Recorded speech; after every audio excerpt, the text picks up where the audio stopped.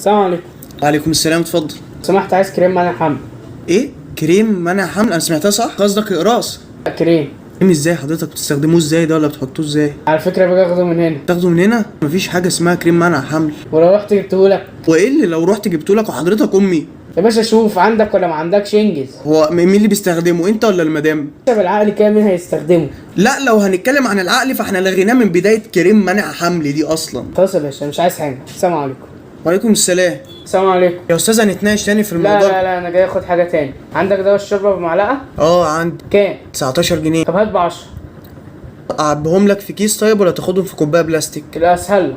والله العظيم انا كنت عارف تطلب طلب طبيعي ازاي. اكيد في حاجه انت داخل لي بيها. مين بيبيع ب 10 جنيه دواء شرب؟ طب جبته من هنا كذا مره. مفيش مكان بيعمل اللي انت بتقول عليه ده مش صابون زايل. على فكره كان بيملى لي 3/4 الكوبايه. استغفر الله، والله مش هعرف اصب لك، القمع مش موجود. طب خلاص، شكرا. السلام عليكم. لا بقول لك ايه بقى بطلباتك الغريبه لا دي. انا المره دي عايز حاجه عاديه. انا مش مطمن.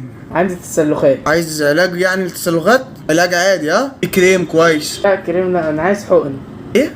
حقنه لايه حضرتك؟ انت عايز حقنه للتسلخات دي؟ طبعا انت بتيجي على طول تاخدها هنا. الدكتور بيدالك في فخادك صح؟ في حد بعتك عليا؟ انا نفسي اساعدك بس اطلب طلب. انت من عالم موازي ولا ايه دنيتك؟ اطلب مره واحده طلب طبيعي. خلاص انا عايز برشام الصداع اللي هي الخضرا بتاعت المعده.